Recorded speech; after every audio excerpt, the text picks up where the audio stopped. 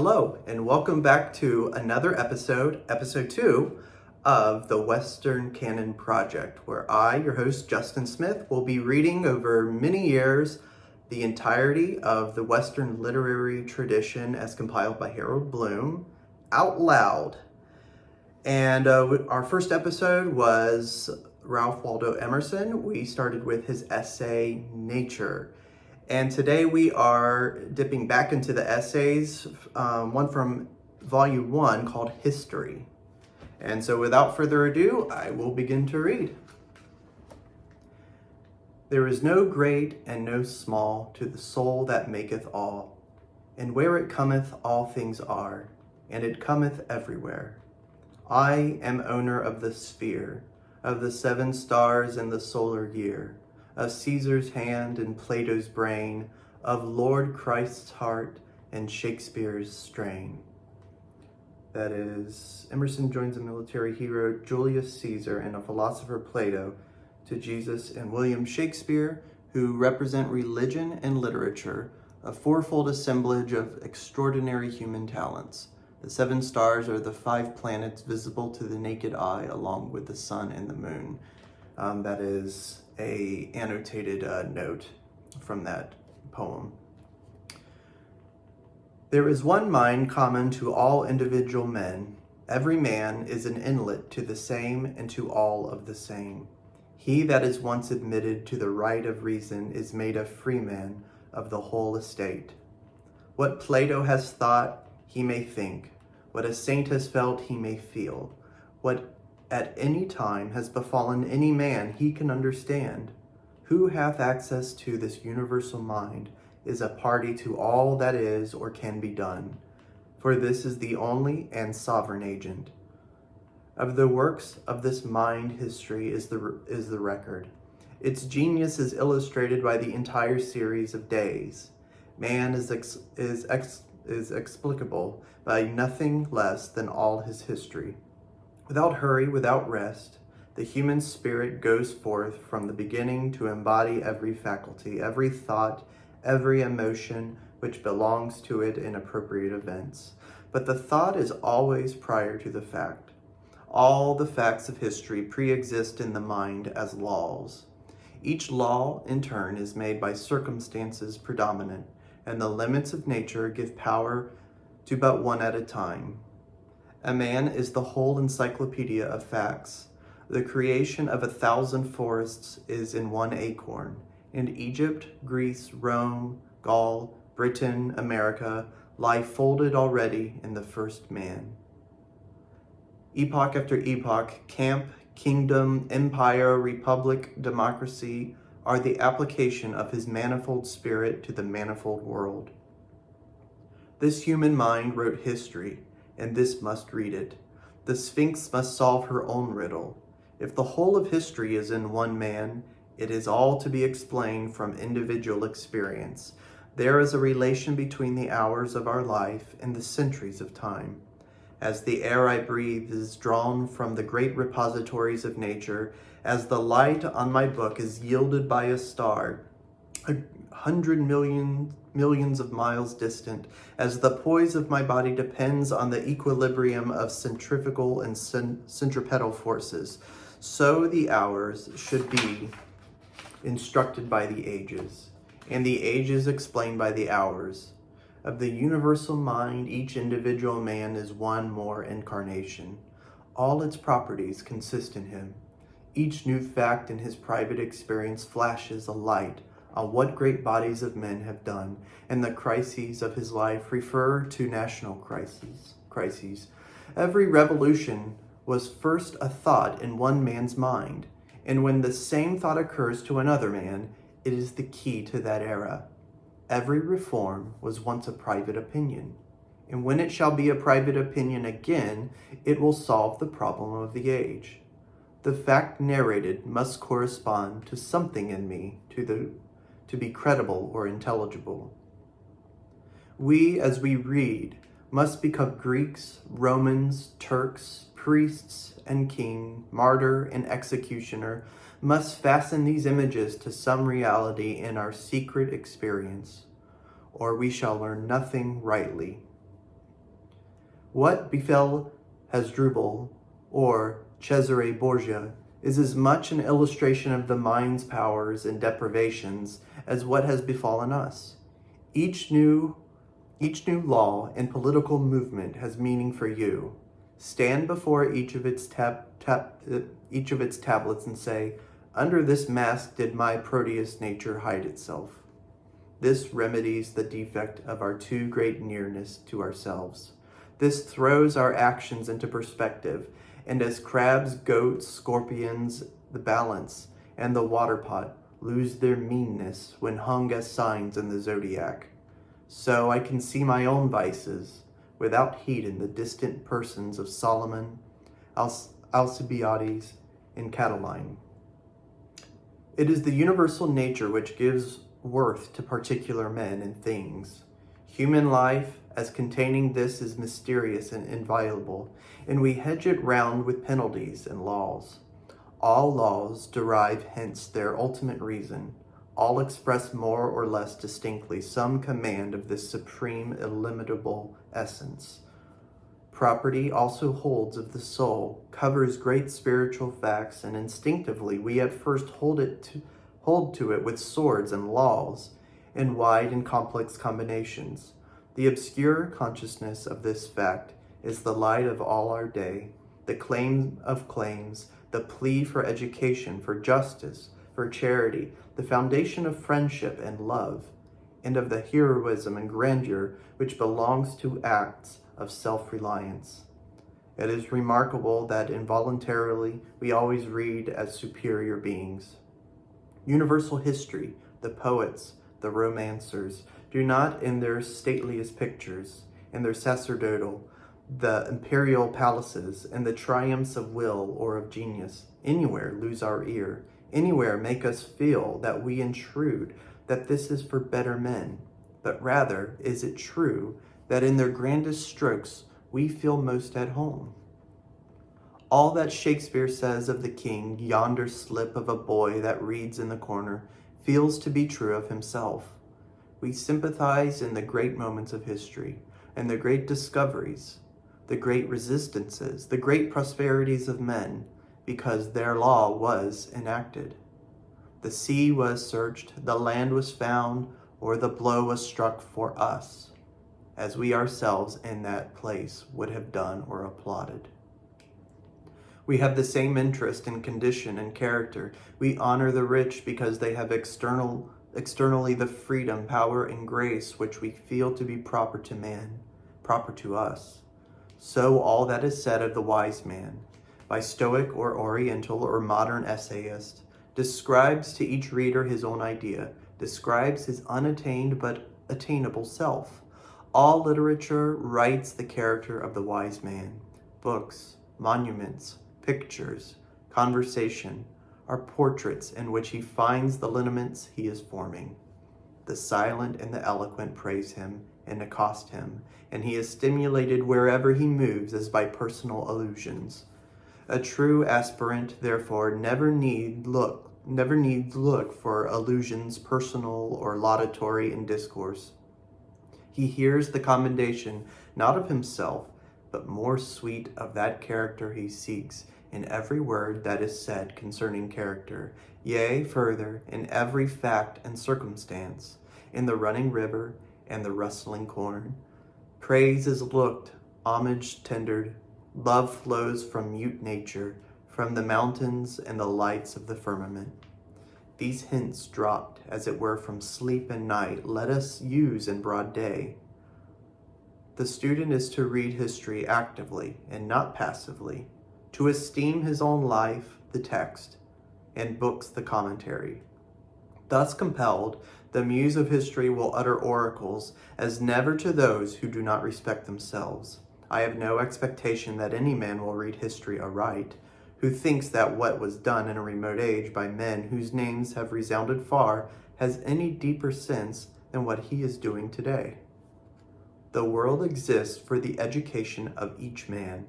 There is no age or state of society or mode of action in history to which there is not somewhat corresponding in his life. Everything tends in a wonderful manner to abbreviate itself and yield its own virtue to him. He should see that he can live all history in his own person. He must sit solidly at home and not suffer himself to be bullied by kings or empires, but know that he is greater than all the geography and all the government of the world. He must transfer the point of view from which history is commonly read, from Rome and Athens and London to himself, and not deny his conviction that he is the court. And if England or Egypt have anything to say to him, he will try the case. If not, let them forever be silent. He must attain and maintain that lofty sight where facts yield their secret sense, and poetry and annals are alike. The instinct of the mind, the purpose of nature, betrays itself in the use we make of the signal narrations of history. Time dissipates to shining ether the solid angularity of facts. No anchor, no cable, no fences avail to keep a fact a fact. Babylon, Troy, Tyre, Palestine, and even early Rome have passed or are passing into fiction. The Garden of Eden, the sun standing still in Gibeon, is poetry thenceforward to all nations. Who cares what the fact was when we have made a constellation of it to hang in heaven an immortal sign? London and Paris and New York must go the same way. What is history, said Napoleon, but a fable agreed upon? This life of ours is stuck round with Egypt, Greece, Gaul, England, war, colonization, church, court, and commerce. As with so many flowers and wild ornaments, grave and gay, I will not make more account of them. I believe in eternity. I can find Greece, Asia, Italy, Spain, and the islands, the genius and creative principle of each and of all eras in my own mind. We are always coming up with the emphatic facts of history in our private experience and verifying them here. All history becomes subjective. In other words, there is properly no history, only biography. Every mind must know the whole lesson for itself, must go over the whole ground. What it does not see, what it does not live, it will not know. What the former age has epitomized into a formula or rule for manipular convenience, it will lose all the good of verifying for itself by means of the wall of that rule. Somewhere, sometime, it will demand and find compensation for that loss by doing the work itself. Ferguson discovered many things in astronomy which had long been known, the better for him. History must be this, or it is nothing. Every law which the state enacts indicates a fact in human nature. That is all. We must in ourselves see the necessary reason of every fact, see how it could and must be. To stand before every public and private work, before an oration of Burke, before a victory of Napoleon, before a martyrdom of Sir Thomas More, of Sidney, of Marmaduke Robinson, before a French reign of terror and a Salem hanging of witches, before a fanatic revival and the animal magnetism in Paris or in Providence. We assume that we under like influence should be alike affected and should achieve the like, and we aim to master intellectually the steps and reach the same height or the same degradation that our fellow, our proxy, has done. All inquiry into antiquity, all curiosity respecting the pyramids, the excavated cities, Stonehenge, the Ohio circles, Mexico, Memphis, is the desire to do away with this wild, savage, and preposterous there or then, and introduce in its place the here and the now. Belzoni digs and measures in the mummy pits and pyramids of Thebes until he can see the end of the difference between the monstrous work and himself. When he has satisfied himself in general and in detail that it was made by such a person as he, so armed and so motivated and to ends to which he himself should have worked, the problem is solved. His thought lives along the whole line of temples and sphinxes and catacombs, passes through them all with satisfaction, and they live again to the mind, or are now. A Gothic cathedral affirms that it was done by us and not done by us. Surely it was by man, but we find it not in our man, but we apply ourselves to the history of its production. We put ourselves in the place and state of the builder. We remember the forest dwellers, the first temples, the adherence to the first type, and the decoration of it as the wealth of the nation increased. The value which is given to wood by carving led to the carving over the whole mountain of stone of a cathedral. When we have gone through this process and added thereto the Catholic Church, its cross, its music, its processions, its saints' days, and image worship, we have, as it were, been the man that made the minister. We have seen how it could and must be. We have the sufficient reason. The difference between men is in their principle of association. Some men classify objects by color and size and other accidents of appearance, others by intrinsic likeness or by the relation of cause and effect. The progress of the intellect is to the clearer vision of causes, which neglects surface differences. To the poet, to the philosopher, to the saint, all things are friendly and sacred, all events profitable, all days holy, all men divine. For the eye is fastened on life and slights the circumstance. Every chemical substance, every plant, every animal in its growth teaches the unity of cause, the variety of appearance. Upborne and surrounded as we are by this all-creating nature, soft and fluid as a cloud or the air, why should we be such hard pedants and magnify a few forms? Why should we make account of time or of magnitude or of figure? The soul knows them not, and genius, obeying its law, knows how to play with them as a young child plays with the graybeards and in churches. Genius studies the causal thought, and far back in the womb of things sees the rays parting from one orb that diverge ere the fall by infinite diameters. Genius watches the monad through all his masks as he performs the metempsychosis of nature. Genius detects through the fly, through the caterpillar, through the grub, through the egg, the constant individual, through countless individual, the fixed species, through many species of the genus, through all genera of the steadfast type, through all the kingdoms of organized life, the eternal unity. Nature is a mutable cloud which is always and never the same. She casts the same thought into troops of forms as a poet makes 20 fables with one moral. Through the bruteness and toughness of matter, a subtle spirit bends all things to its will. The adamant streams into soft but precise form before it, and whilst I look at it, its outline and texture are changed again. Nothing is so fleeting as form, yet never does it quite deny itself. In man we still trace the remains or hints of all that we esteem badges of servitude in the lower races, yet in him they enhance his nobleness and graces.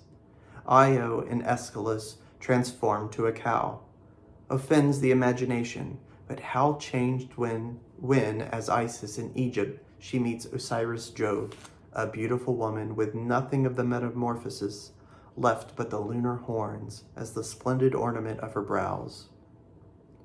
The identity of history is equally intrinsic, the diversity equally obvious. There is at the surface infinite variety of things. At the center there is simplicity of cause. How many are the acts of one man in which we recognize the same character? Observe the sources of our information in respect to the Greek genius. We have the civil history of that people, as Herodotus, Thucydides, Xenophon, and Plutarch have given it, a very sufficient account of what manner of persons they were and what they did. We have the same national mind expressed for us again in their literature, in epic and lyric poems, drama and philosophy, a very complete form. Then we have it once more in their architecture, a beauty as of temperance itself, limited to the straight line and the square, a builded geometry.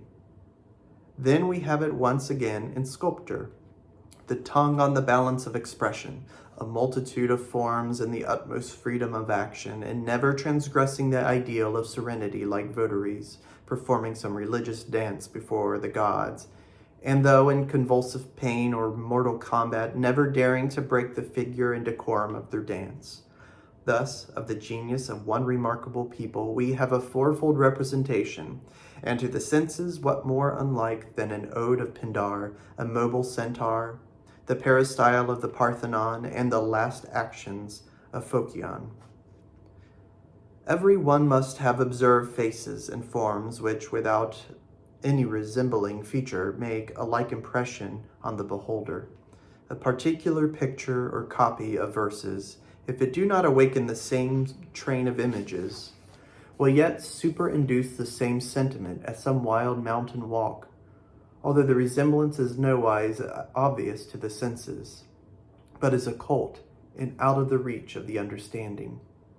Nature is an endless combination and repetition of a very few laws. She hums the old, well-known air through the innumerable variations. Nature is full of a sublime family likeness. Nature is full of a sublime family likeness throughout her works, and delights in startling us with resemblances in most unexpected quarters. I have seen the head of an old sachem of the forest, which at once reminded the eye of a bald mountain summit, and the furrows of the brow suggested the strata of the rock. There are men whose manners have the same essential splendor as the simple and awful sculpture on the friezes in the Parthenon and the remains of the earliest Greek art. And there are compositions of the same strain to be found in the book of all ages. What is Guido's Rospigliosi Aurora but a morning thought, as the horses in it are only a morning cloud?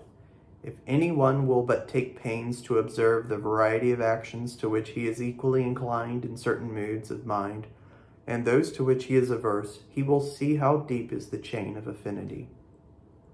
A painter told me that nobody could draw a tree without, in some sort, becoming a tree, or draw a child by studying the outlines of its form merely, but by watching for a time his motions and plays, the painter enters into his nature, and can then draw him at will in every attitude.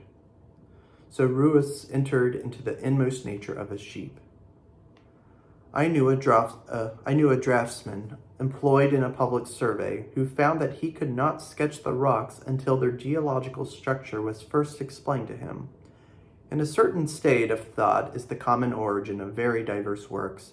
It is the spirit and not the fact that is identical. By a deeper apprehension, and not primarily by a painful acquisition of many manual skills, the artist attains the power of awakening other souls to a given activity. It has been said that common souls pay with what they do, nobler souls with what they are, with that which they are. I'm going to read that one more time so I get it right. It has been said that, quote, common souls pay with what they do, nobler souls with that which they are, end quote. And why? Because the profound nature awakens in us by its actions and words, by its very looks and manners, the same power and beauty that a gallery of sculpture or of pictures addresses. Civil and natural history, the history of art and of literature, must be explained from individual history, or must remain words. There is nothing but is related to us, nothing that does not interest us. Kingdom, college, tree, horse, or iron shoe, the roots of all things are in man. Santa Croce and the Dome of St. Peter's are lame copies after a divine model. Strasbourg Cathedral is a material counterpart of the soul of Irvin of Steinbach. The true poem is the poet's mind. The true ship is the shipbuilder. In the man, could we lay him open, we should see the reason for the last flourish and tendril of his work, as every spine and tint in the seashell pre-exist in the secreting organs of the fish. The whole of heraldry and of chivalry is in courtesy. A man of fine manners shall pronounce your name with all the ornament that titles of nobility could ever add. The trivial experience of every day is always verifying some old prediction to us and converting into things the words and signs which we had heard and seen without heed. A lady with whom I was riding in the forest said to me that the woods always seemed to her to wait, as if the genii who inhabit them suspend their deeds until the wayfarer has passed onward. A thought which poetry has celebrated in the dance of the fairies, which breaks off on the approach of human feet.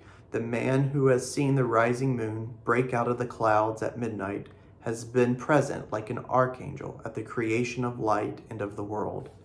I remember one summer day in the fields, my companion pointed out to me a broad cloud, which might extend a quarter of a mile parallel to the horizon, quite accurately in the form of a cherub as painted over churches. A round block in the center, which it was easy to animate with eyes and mouth, supported on either side by wide-stretched symmetrical wings. What appears once in the atmosphere may appear often, and it was undoubtedly the archetype of that familiar ornament. I have seen in the sky a chain of summer lightning, which at once showed me that the Greeks drew from nature when they painted the thunderbolt in the hand of Jove.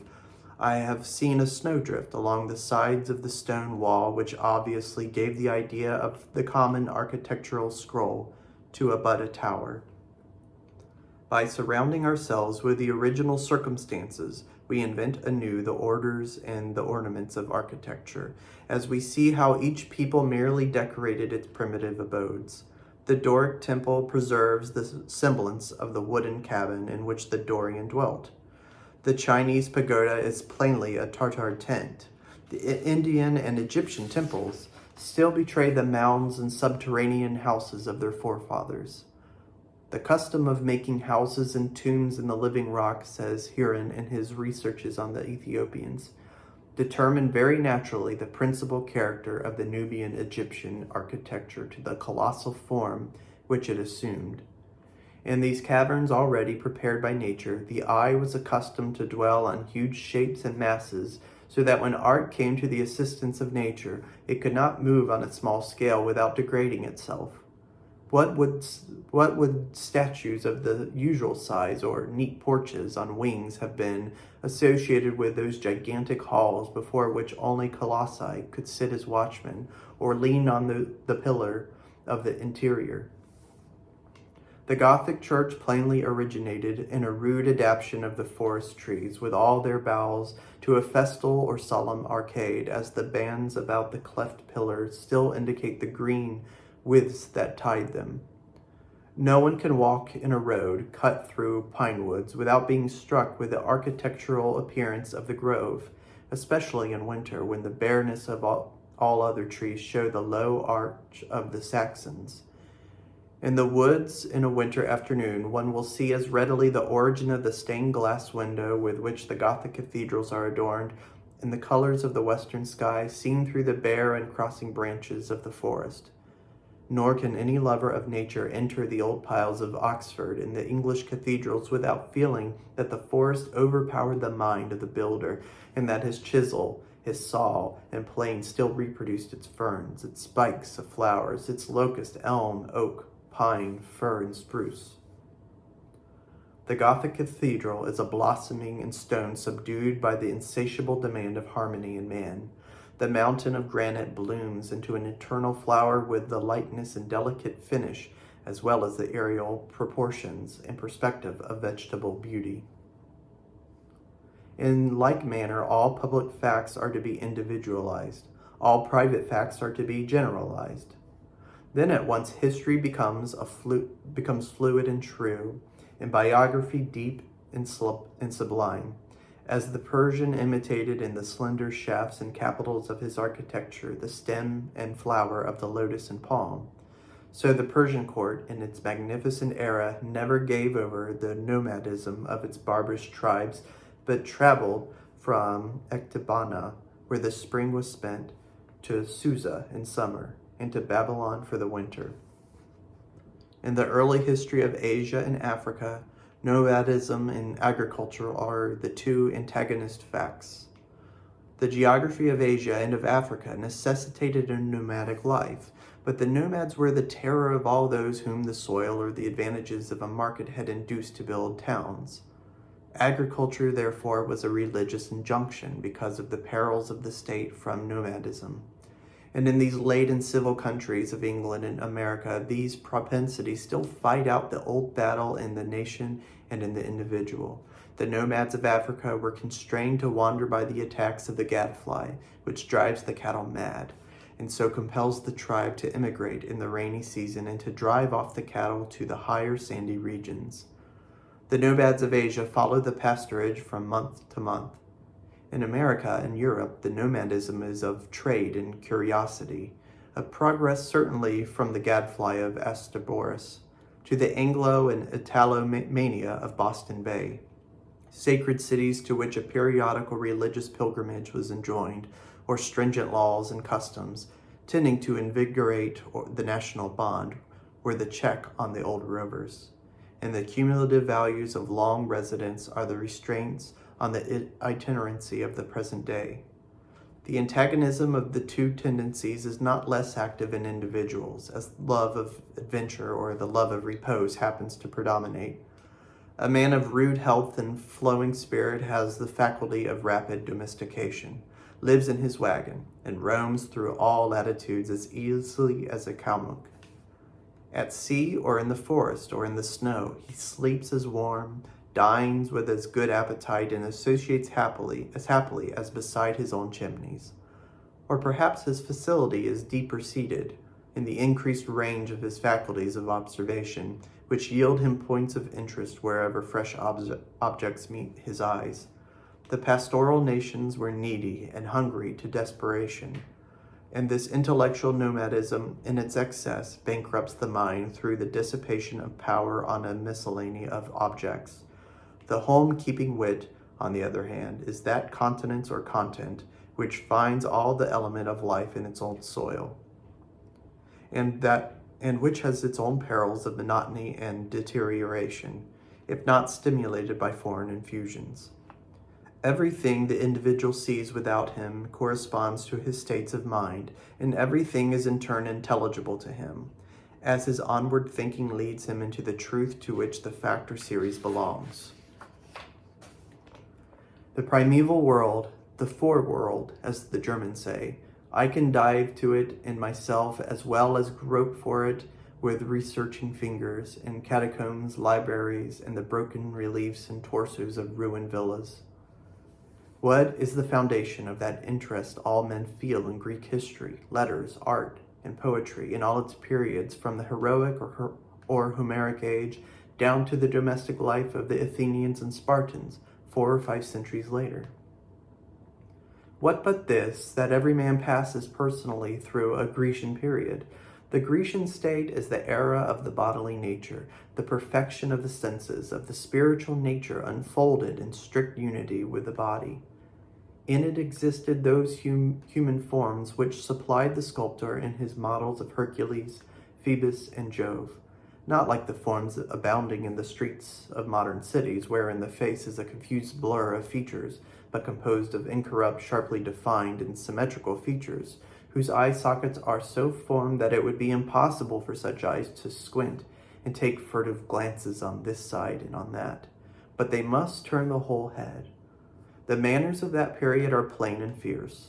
The reverence exhibited is for personal qualities, courage, address, self-command and justice, strength, swiftness, a loud voice, a broad chest. Luxury and elegance are not known. A sparse population and want make every man his own valet, cook, butcher, and soldier, and the habit of supplying his own needs educates the body to wonderful performances. Such are the Agamemnon and Diomed of Homer. And not far different is the picture Xenophon gives himself and his compatriots in the retreat of the 10,000. After the army had crossed the river of Teleboas in Armenia, there fell much snow, and the troops lay miserably on the ground covered with it. But Xenophon arose naked, and taking an axe began to split wood, whereupon others rose and did the like. Throughout his army exists a boundless liberty of speech.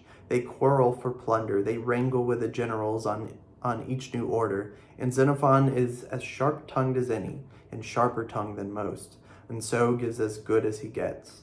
Who does not see that this is a gang of great boys with such a code of honor and such lax discipline as great boys have? The costly charm of the ancient tragedy, and indeed of all old literature, is that the persons speak simply, speak as persons who have great good sense without knowing it, before yet the reflective habit has become the predominant habit of the mind. Our admiration of the antique is not admiration of the old, but of the natural. The Greeks are not reflective, but perfect in their senses and in their health, with the finest physical organization in the world. Adults acted with the simplicity and grace of children. They made vases, tragedies, and statues such as healthy senses should, that is, in good taste. Such things have continued to be made in all ages, and are now, wherever a healthy physique exists, but as a class from their superior organization, they have surpassed all. They combine the energy of manhood with the engaging unconsciousness of childhood. The attraction of these manners is that they belong to man, and are known to every man in virtue of his being once a child. Besides, that there are always individuals who retain these characteristics. A person of childlike genius and inborn energy is still a Greek, and revives our love of the muse of Hellas. I admire the love of nature in the Philoctetes. I believe I said that right, Philoctetes. In reading those fine apostrophes to sleep, to the stars, rocks, mountains, and waves, I feel time passing away as an ebbing sea. I feel the eternity of man, the identity of his thought. The Greek had, it seems, the same fellow beings as I. The sun and moon, water and fire, met his heart precisely as they meet mine. Then the vaunted distinction between Greek and English, between classic and romantic schools, seems superficial and pedantic. When a thought of Plato becomes a thought to me, when a truth that fired the soul of Pindar fires mine, time is no more. When I feel that we two meet in a perception, that our two souls are tinged with the same hue, and do, as it were, run into one, why should I measure degrees of latitude? Why should I count Egyptian years? The student interprets the age of chivalry by his own age of chivalry, and the days of maritime adventure and circumnavigation by quite parallel miniature experiences of his own. To the sacred history of the world, he has the same key. When the voice of a prophet out of the deeps of antiquity merely echoes to him a sentiment of his infancy, a prayer of his youth, he then pierces to the truth through all the confusion of tradition and the caricature of institutions. Rare, extravagant spirits come by us at intervals who disclose to us new facts of nature. I see that men of God have, from time to time, walked amongst men and made their commission felt in the heart and soul of the commonest hearer. Hence, evidently, the tripod, the priest, the priestess, inspired by the divine afflatus. Jesus astonishes and overpowers sensual people. They cannot unite him to history or reconcile him with themselves. As they come to revere their intuitions and aspire to live holily, their own piety explains every fact, every word. How easily these old worships of Moses, of Zoroaster, of Menu, of Socrates, domesticate themselves in the mind. I cannot find any antiquity in them. They are mine as much as theirs. I have seen the first monks and anchorets without crossing seas or centuries. More than once some individual has appeared to me with such negligence of labor and such commanding contemplation, a haughty beneficiary begging in the name of God, has made good to the 19th century Simeon the Stylite, the Thebius, and the first Capuchins. The priestcraft of the East and West, of the Magian, Brahmin, Druid, and Inca, is expounded in the individual's private life. The cramping influence of a hard formalist on a young child and repressing his spirits and courage, paralyzing the understanding, and that without producing indignation but only fear and obedience, and even much sympathy with the tyranny, is a familiar fact explained to the child when he becomes a man, only by seeing that the oppressor of his youth is himself a child tyrannized over by the names and words and forms of whose influences he was merely the organ to the youth. The fact teaches him now Belus, I believe it is, Belus was worshipped, and how the pyramids were built, better than the discovery of Champollion, of the names of the workmen and the cost of every tile. He finds Assyria and the mounds of Cholula at his door, and himself has laid the courses.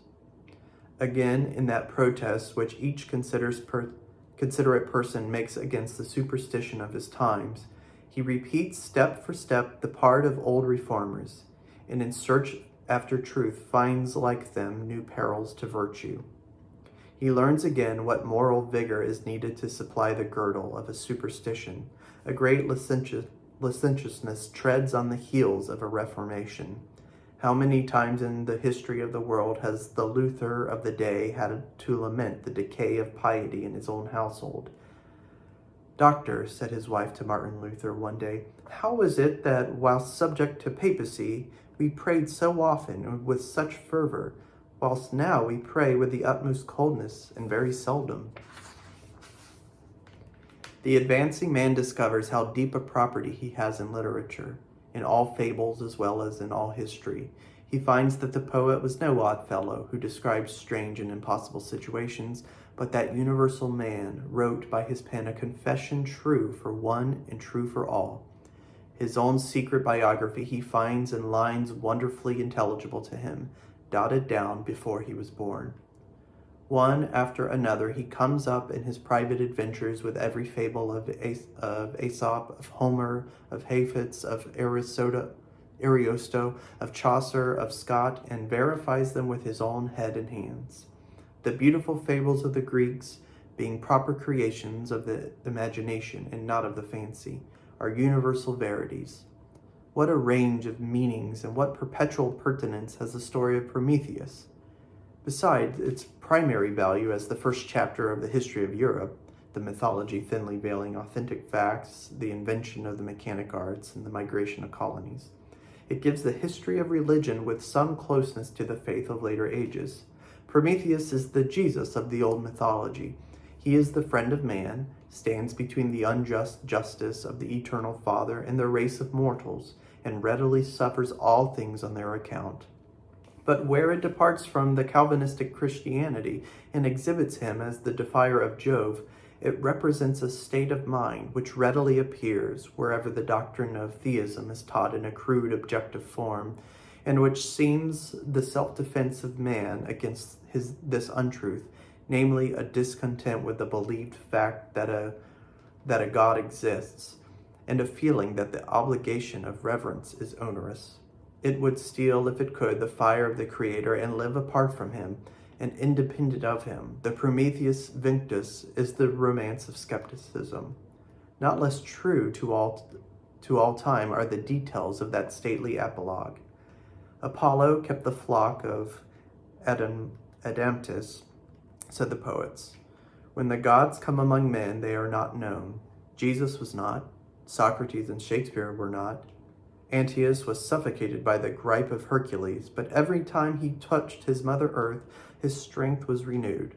Man is the broken giant. In all his weakness, both his body and his mind are invigorated by habits of conversation with nature. The power of music, the power of poetry to unfix, and as it were, clap wings to solid nature, interprets the riddle of Orpheus. The philosophical perception of identity through the endless mutations of form makes him know the Proteus. What else am I who laughed or wept yesterday, who slept last night like a corpse, and this morning stood and ran? And what see I on any side but the transmigrations of Proteus? I can symbolize my thought by using the name of any creature of any fact, because every creature is man, agent, or patient. Tantalus is but a name for you and me. Tantalus means the impossibility of drinking the waters of thought which are always gleaming and waving within sight of the soul. The transmigration of souls is no fable. I would it were, but men and women are only half human. Every animal of the barnyard, the field, and the forest, of the earth, and of the waters that are under the earth, has contrived to get a footing and to leave the print of its features and form in some one or other of these upright, heaven-facing speakers. Ah, brother, stop the ebb of thy soul, ebbing downward into the forms into whose habits thou hast now for many years slid. As near and proper to us is also that old fable of the Sphinx, who was said to sit on the roadside and put riddles to every passenger. If the man could not answer, she swallowed him alive. If he could solve the riddle, the Sphinx was slain.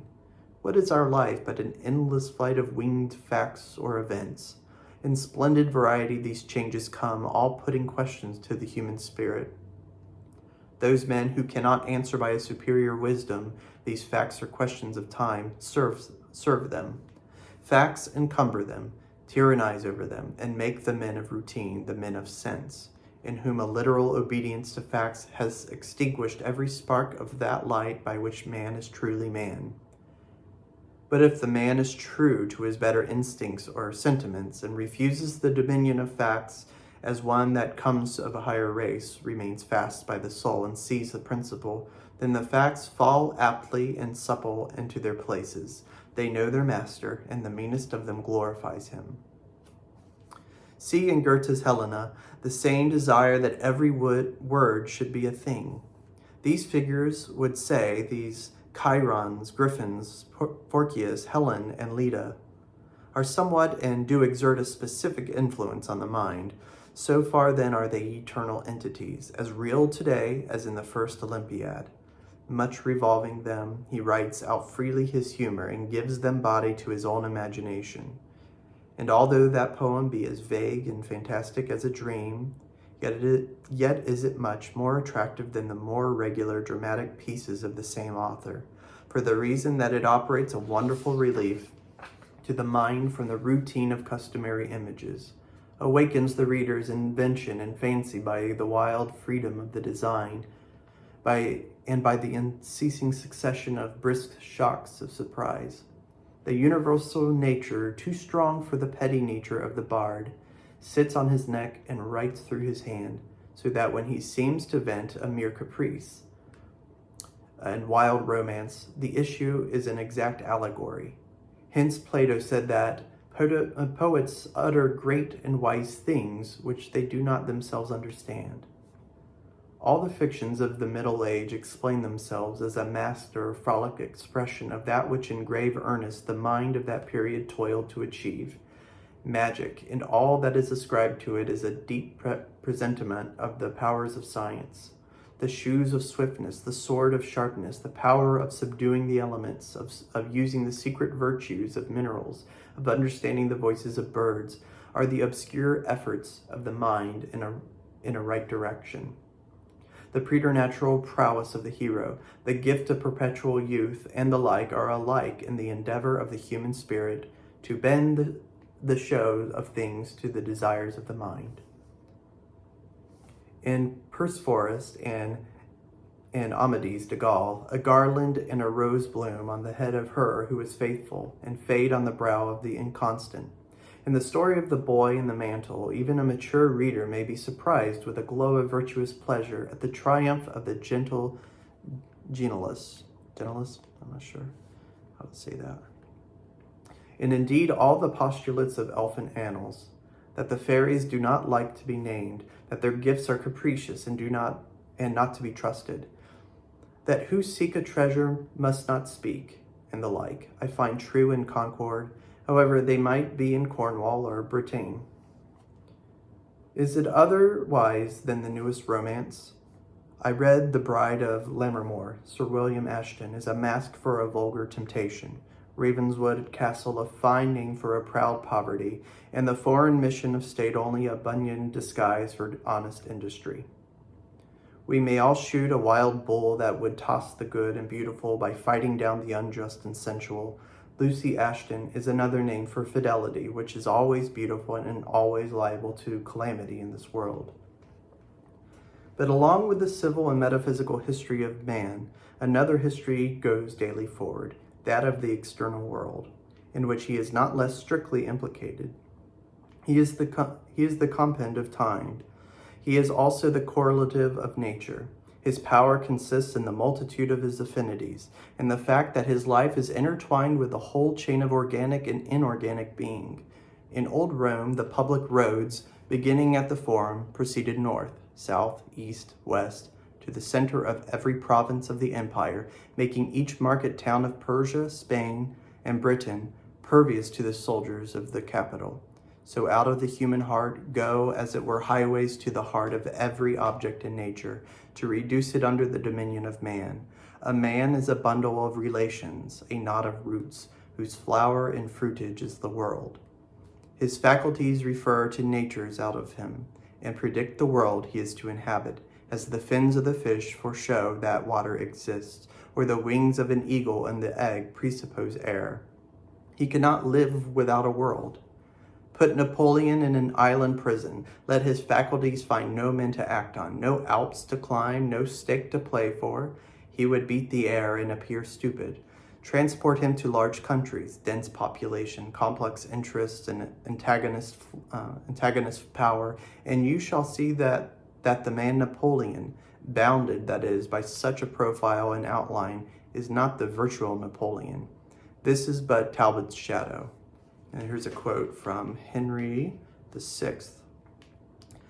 Quote, his substance is not here, for what you see is but the smallest part and least proportion of humanity.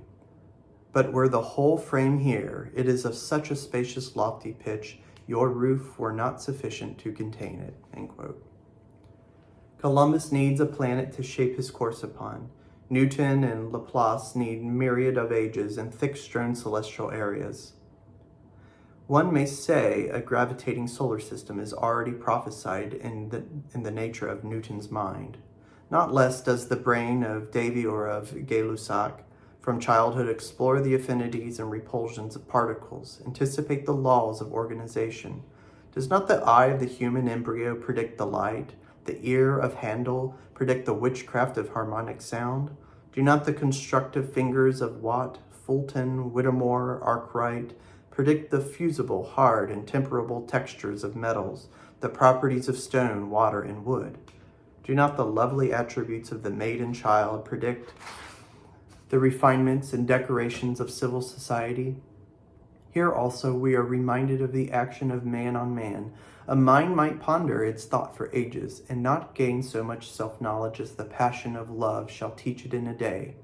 Who knows himself before he has been thrilled with indignation at an outrage, or has heard an eloquent tongue, or has shared the throb of thousands in national exultation or alarm? No man can antedate his experience or guess what faculty or feeling a new object shall unlock, any more than he can draw today the face of a person he shall see tomorrow for the first time. I will not now go behind the general statement to explore the reason of this correspondency. Let it suffice that in the light of these two facts, namely, that the mind is one, and that nature is its correlative, history is to be read and written. Thus, in all ways, does the soul concentrate and reproduce its treasures for each pupil. He too shall pass through the whole cycle of experience. He shall collect into a focus the rays of nature. History no longer shall be a dull book. It shall walk incarnate in every just and wise man. You shall not tell me by languages and titles a catalogue of the volumes you have read. You shall make me feel what periods you have lived. A man shall be the temple of fame. He shall walk, as the poets have described that goddess, in a robe painted all over with wonderful events and experiences. His own form and features, by their exalted intelligence, shall be that variegated vest. I shall find in him the foreworld, in his child the age of gold, the apples of knowledge, the Argonautic expedition, the calling of Abraham, the building of the temple, the advent of Christ, dark ages, the revival of letters, the Reformation, the history of new lands, the opening of new sciences and new regions in man. He shall be the priest of Pan, and bring with him into humble cottages the blessing of the morning stars, and all the recorded benefits of heaven and earth. Is there somewhat overweening in this claim?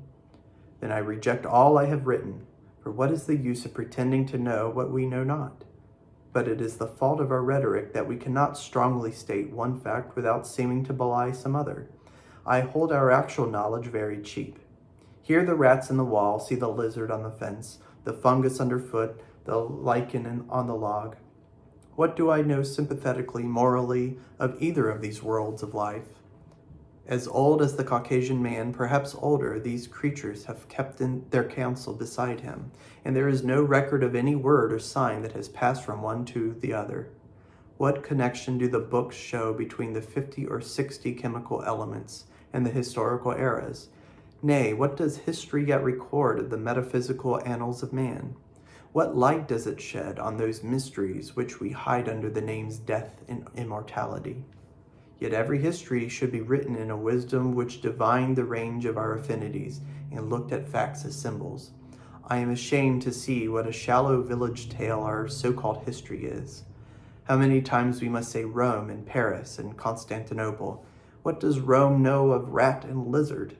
What are Olympiads and consulates to these neighboring systems of being? Nay, what food or experience or succor have they for the Eskimo seal hunter? I guess it's an outdated spelling of Eskimo. For the Kanaka and his canoe, for the fisherman, the stevedore, the porter. Broader and deeper we must write our annals, from an ethical reformation, from an influx of the ever-new, ever-sanative conscience, if we would trulier express our central and wide-related nature, instead of this old chronology of selfishness and pride to which we have too long lent our eyes. Already that day exists for us, shines in on us at unawares, but the path of science and of letters is not the way into nature. The idiot, the Indian, the child, the unschooled farmer's boy stand nearer to the light by which nature is to be read than the dissector or the antiquary. And that is the end of History, essay from Volume 1 by Ralph Waldo Emerson. And with that, I bid you goodbye, as does our patron saint, Emily Dickinson.